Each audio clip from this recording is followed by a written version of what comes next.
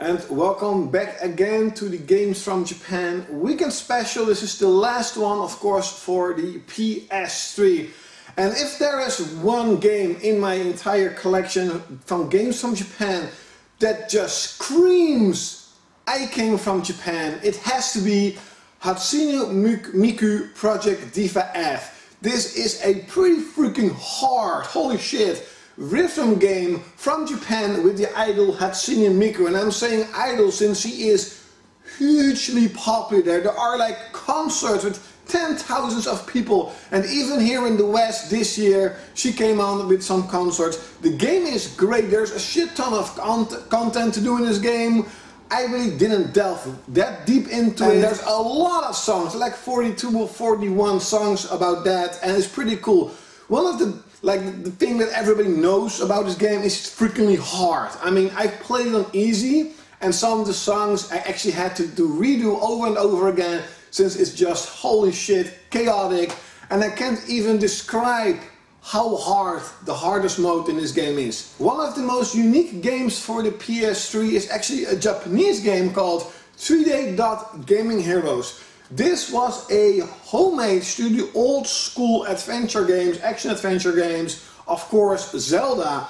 And this is all in a 3D dot, yeah, how can you describe it? It's like all pointy blocks. It feels like a 3D version of a pixelated game where every character is a pixel based, but it's still modeled in 3D. You can actually create your own hero, and some heroes are of course Sephiroth, Cloud Stripe, and Final Fantasy. You can just create so many great heroes from the era of, you know, the Super and the Nintendo and the Super Nintendo. This is also a solid action adventure game with a lot of content, with great music, graphics. You really need to dig it. If you don't dig it, if you don't like the graphics, then yeah, the game is not yours. But if you do like this really weird blocky kind of graphics, then definitely check it out. 3D Gaming Heroes is one of the most unique games for the PS3 you can get from Japan. The PS3 didn't get that many great old school RPGs, but one of the best, maybe even the best, is Tales of Sylia. Holy shit, I have spent so much hours with this game, and every second was worth it. The storyline is great, it's fantastic, it's really interesting. Nothing special perhaps, but it's still a really interesting storyline. The characters are freaking great. The battle system, some frame rate issues a little bit, but it's absolutely fantastic. The music I absolutely adore.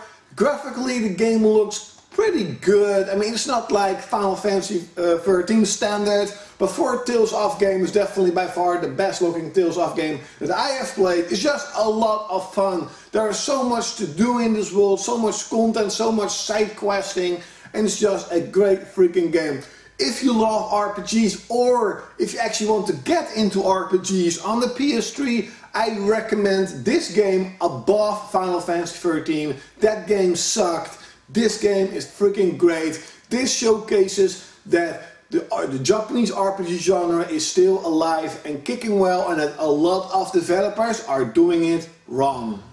Next up is a game that came out early in the life of the PS3 and has been considered as one of the best games for the system from Japan, Valkyria Chronicle. This is a 3D turn-based tactical shooter, not really a shooter, more like a tactical game where you actually control your units in a 3D space. You actually even shoot in a 3D space, but it is turn-based, it is tactical, and some of the missions can go up to 1 hour, even longer. And if you die, you have to do everything over again.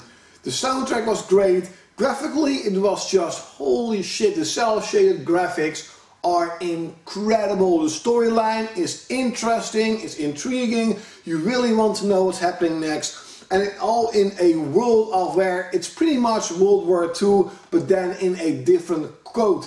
This game is absolutely fantastic, and it's such a shame that Valkyria Chronicles 2 came out for the PSP, sold like shit, and Valkyria Chronicles 3 that also came out in Japan for the PSP, never came out here because the second one sold like shit because no one wanted the game on the PSP. What the fuck was Sega doing? But then again, we did get this gem of a game, so definitely check it out. Last but definitely not the least, the spirited successor to the incredible Guilty Gear BlazBlue, and this is the newest one you can get here in Europe. BlazBlue Chrono Phantasma. Holy shit, what a name. This is pretty much Guilty Gear, then with a different coat, a different paint. It's absolutely fantastic. It looks beautiful. I mean, seriously, the best looking 2D fighting game I've ever freaking seen. It plays fluid, the characters are all different, they are all unique, and they control like freaking heaven.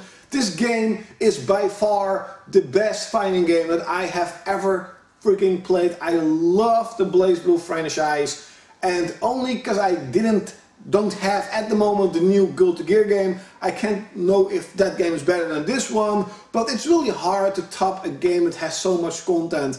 One of the few fighting games that actually has a giant ass storyline. It has an entire visual novel put in this fighting game. It's freakingly great, and you have to check it out if you love fighting games.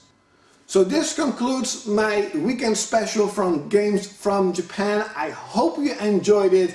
And again, leave in the comments below the games from Japan that you like for the PS3. It can also be some imported games. The PS3 got a shit ton of great games in Japan that sadly never came out here, or at the moment never didn't came out here in the West. Maybe some like Exceed are gonna localize some other games, but we will see. So yeah, like always, I will see you next time.